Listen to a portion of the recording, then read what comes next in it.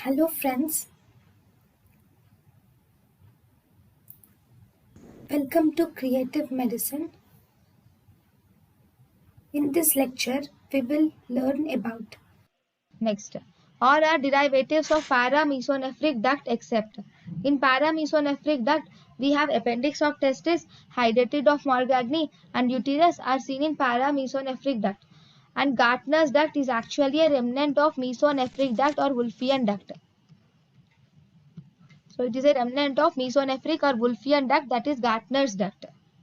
Then diethylstilbestrol causes the following defects except. Diethylstilbestrol causes the periumbilical cysts, T-shaped uterus, and it also results in vaginal adenocysts. It does not cause renal anomalies.